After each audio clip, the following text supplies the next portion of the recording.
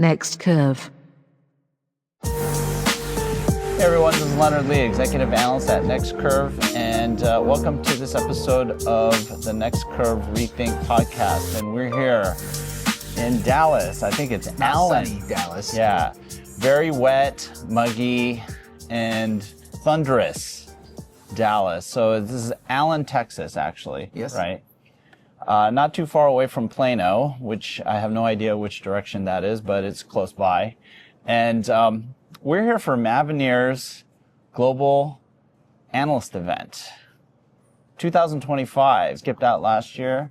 I think they passed me over because of my previous statements about Open RAN. They didn't pass me We love over, you and I guys. had more So, statements. Yeah. So yeah, you know, everyone knows about Open RAN Squid game. But it was really great to be back. And I'm here with my good buddy, Earl Lum of EJL Wireless.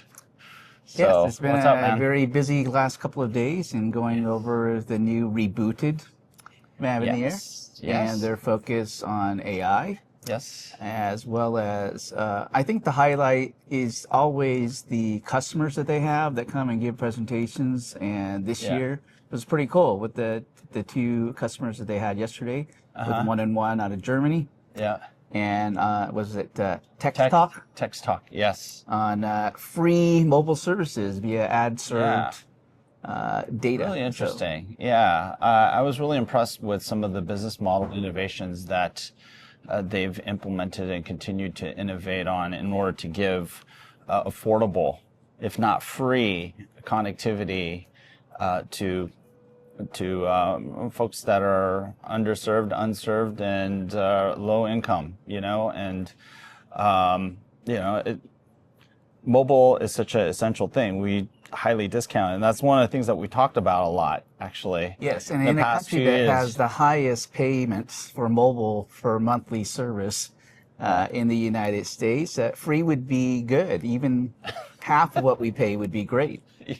Well, T-Mobile. but there's also an argument that everyone's looking at paying for services like AI, so these applications that quote unquote sit on top of the network and maybe underappreciate the value of connectivity in general. But yes, definitely, it's essential, but also it can be expensive for lower income households. So that was really cool that they're doing a lot of innovation on that front in terms of their the way they're positioning themselves as an MVNO and their purpose. Right, and powered by obviously Mavenir Core, Packet Core, and all of the other provisionings. And it requires them to have some significant capabilities on the charging side of things, right? And then on the ad side as well, the monetization side. So it's a testament to the importance of BSS as well as OSS in fostering flexibility and enabling innovation, business model innovation, like what I think agility is one of those keywords, and certainly agility is another thing. Yeah, time to market seems to be one of the potential differentiators for Mavenir in terms of their solution relative to the incumbents. Yeah. So this year there was a lot of talk from Mavenir, or Focus, let's call it Focus, on NTN.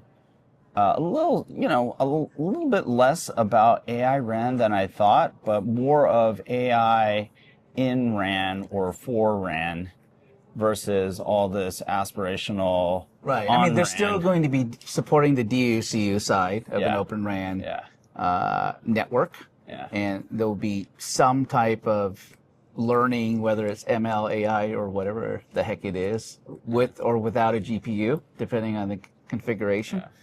And so they're still involved in Open RAN, and certainly the one-on-one presentation from the CEO dictates to their play on the core side of that. They didn't win the RAN side for that particular deal, but they are involved heavily as the sole core network provider for one-on-one, and being able to port, I guess, all of the 12.5 million MVNO subs become MNO subs onto the network was a pretty big event, and to be able to finish that this year, I think points to the fact that they're still in Open RAN and they're going to continue to still play in Open RAN. So, but not on the radio side necessarily. But maybe that will be much more profitable for Mavenir. Well, definitely leveraging what they've learned, from their Open RAN adventures with NTN, right? And I think they see that it's being ported now to NTN, given what they learned on the terrestrial side of Open RAN. But there's definitely an attitude change, or at least that's the impression that I got from Pardeep and the other members of the leadership team, where with Open, they're becoming a little bit more opportunistic. They're going to press forward a little bit more when there is no standard and there is no, there's no time to wait for standards to gel. They will go outside of 3GPP just to deliver on solutions, right? Correct. And so I think that's really healthy. Because if you're waiting and you're not in control of that timeline, that's not always good. So they might have learned something from the Open RAN Squid games, don't you think? Open is not always good. No. It's nice. It sounds nice, but at the end of the day, this is about business. And yes. This is and if you can compete, deliver a custom solution that someone's willing to pay for, that's always going to win over waiting for the standards to catch up to whatever your solution is.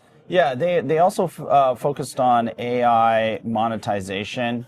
So they introduced they talked about a number of AI infused or enabled solutions for security or call screening, advanced call screening, which was pretty cool. There's conversational, and this is part of a whole suite of conversational AI offerings that they're working on with some of their clients and customers. So that's kind of interesting. I mean, it's an emerging area. Right. But I mean, security obviously is paramount for every mobile operator. Right. And I sat in on that breakout and didn't realize how many different ways you could try to hack in and spoof a call, a message, every which way. And it seems like at least one deal that Mavenir got with Airtel seems to be going well. And I think the security is ultimately, it could be a major growth area for the company if they're able to execute on this and prove that their value and time to market is going to be much faster than the incumbents and their offerings on the security side. Yeah, and I think this is going to be an important area. We've talked about it before, about how operators have the opportunity to become trusted infrastructure providers, or just basically be trust brokers in a lot of ways. Brandon Larson, who got up there, hey Brandon, how's it going, man? Who's the SVP, who leads the AI and a bunch of other stuff. He's like the innovation guy. We had a quick chat about that, but he got up on stage and say, hey, operators, you guys are trusted. Why would you want to trust anything to unknown third party or a startup? Operators have that unique role in being a trusted partner for consumers and businesses, but I think that still has to be earned. I mean, we have to remember that there's been a number of breaches, right? Data breaches, and so exactly, KT. So I think operators need to reconstitute that trust with customers and businesses, right? Right. Both if you consumer think and business. Simple two-factor authentication, it's all done on your mobile. That has to be secure. Yeah. And so I think Mavenir has an opportunity to, enable these operators to reconstitute that foundation of trust. So it'll be interesting to see how they work, with this new direction that they're going, how they work with customers to do that. Because I think that's going to be a big opportunity. I mean, there's so much focus on the network, but security and trust, I think you're going to be end up becoming huge opportunities. Their ability to what's their play? Quickly spin a customized or a tweaked solution that may take some other company much longer to do is one of those differentiators because they can hopefully spin it in weeks instead of months or however much longer it would take for a normal framework type of a provider. Yeah. So if they're able to deliver it, then I don't see an operator wanting to wait that long for their existing suppliers to come up with a potential solution if Mavenir can come up with it in several weeks, right? Well, that's the thing about Mavenir, right? Then you got an impression of that this year at this event, and you know I haven't been here in a year. Like I said, I got passed over last year. Again, right? no radios this year. Yeah, no radios, by the way. Yeah, they got rid of that.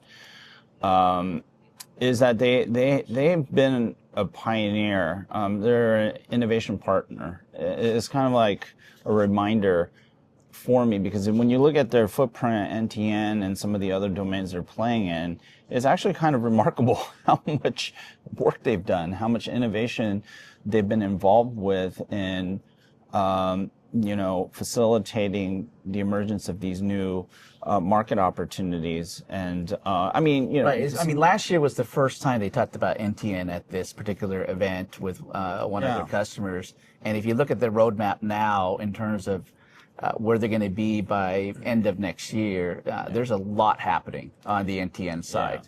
Yeah. I mean, I think the telco modernization is still going to be the primary opportunity for these guys since there's such a heavy software-oriented company. And, obviously one of the opportunities they're looking at is the whole 5G core transition.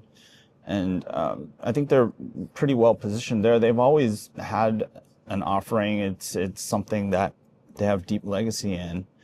And maybe this is the time for them to shine and for them to catalyze that opportunity, right? And so, we got the update from on their core products, the 5G converged core products from Michael Cooper, not the Michael Cooper of the LA Lakers of old, but Michael Cooper, who is the SVP of the core business at Mavenir. And so I had a chance to talk to him quite a bit about what's going on there and in terms of the opportunity going forward, because the whole 5G core transition has been so delayed. Right. Everyone thought it was going to happen. Was supposed to happen a long time ago. But then, seriously, in retrospect, even just talking to Michael and his team, that 5G core transition probably was not ready to take place at the outset of the first 5G deployments. I mean, a lot of people argue that NSA killed everything and ruined the 5G promise, but when you look at holistically what the readiness was of the ecosystem, the available devices that could take advantage of 5G core, features, that it wasn't quite there, right? I mean, it was almost like a necessary bridge just from a financial perspective. But yeah, I can totally understand how the technology players were frustrated by that, right? But now with SA coming on board, the question is what are you going to do with it? Yeah, I know that. You have it now, and obviously you can do slicing. What are you slicing? How are you making money off of that slice? Yeah. And is that slicing capability available from day one when you switch on that 5G SA core? Or how long do you have to wait before all of those microservices and whatever is available that you can start to sell to your businesses or whatever tier of your subscriber base? Yeah. And that was one of the things that I mentioned is that there's too much myopic thinking about what the 5G core brings to the table. And what I mean by that is, these things that have been pushed as value propositions, selling points that are really just, it's just a technical nuance of what 5G core brings, but it doesn't have any material, bearing on what it means from a business perspective, right? So if you say, hey, we have 5G, well, what is that? Is that a virtual private network slice of, Could be. Yeah. But those are the things that start to get you closer to the actual business value proposition versus just saying network slicing, right? That's more of an operational thing. Uplink package that you can sell, right. It's already been demonstrated. Yeah, but then you have like microservices-based network function exposure that's possible. The billing and charging have to be integrated in with all that too, right? But the important thing is, how does that all come together in enabling something new, right? But then oftentimes what we hear is just these one-dimensional expressions of value. And I think that's also what's currently hindering operators from really understanding what the opportunity is. They just can't see it because everyone's talking network slicing. It's like, we've been talking about that since 2016. Right. And we saw demos, and I think maybe the best example that I've seen so far is Formula One, right? In Vegas with T-Mobile, and you give the slicing to each one of the teams that are in the pits or whatever, and that's probably or at the golf tournament at the Ryder Cup, right, where they did slicing there.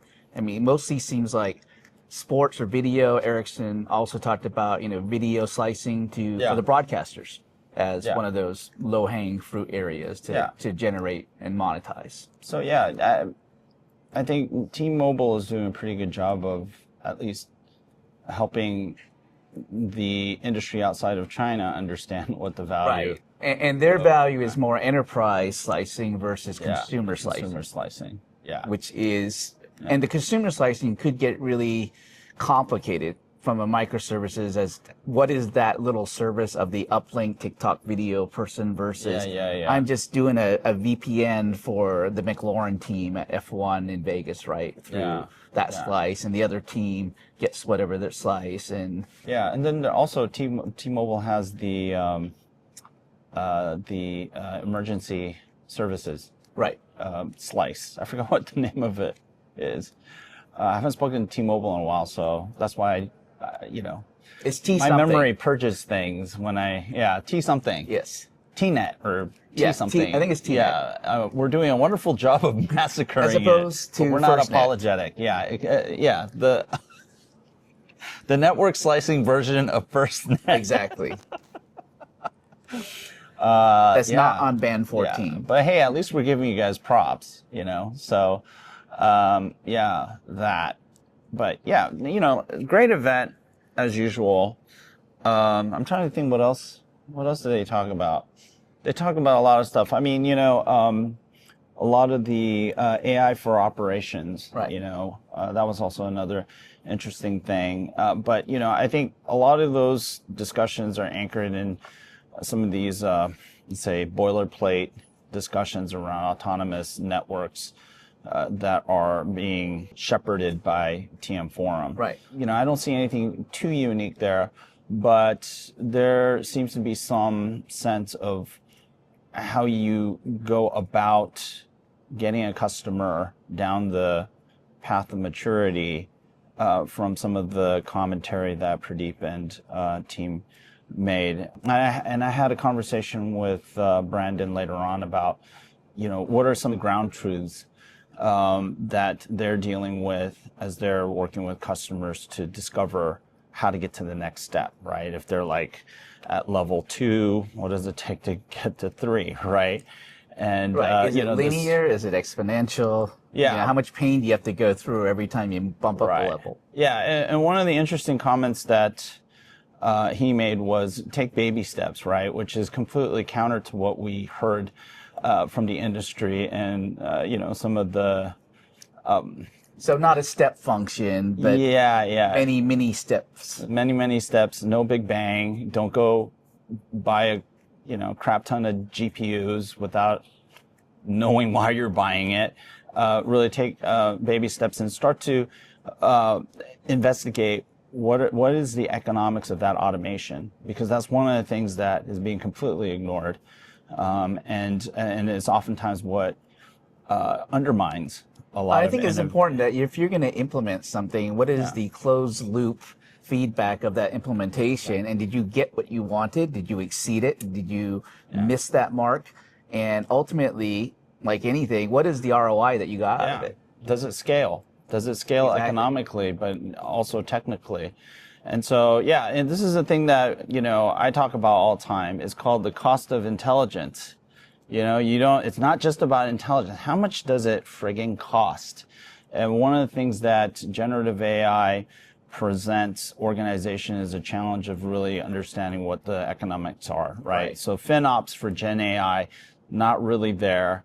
There are some tools that are emerging that give you some visibility to that, but there's also a growing recognition that generative AI is unpredictable. It's not deterministic. It's not deterministic task execution. The cost of the intelligence can vary for the very same task, right? And so, these are, it's good stuff. That's why I really enjoy coming to this conference. You get a good feel for the landscape, especially, how's Open RAN doing? Right. And I think the company's much more focused now.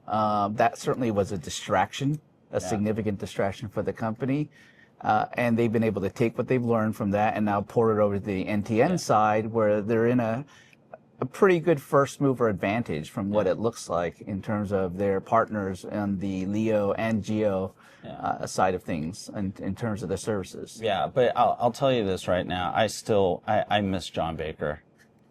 John Baker, we love you, man. Yes, we miss version 35 of that logo chart. Yeah, exactly. Yeah, exactly.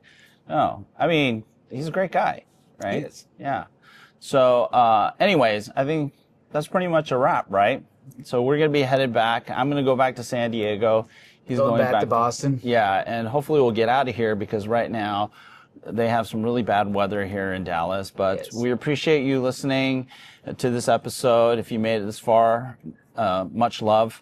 And remember to subscribe to Next Curve Rethink podcast at www.next-curve.com.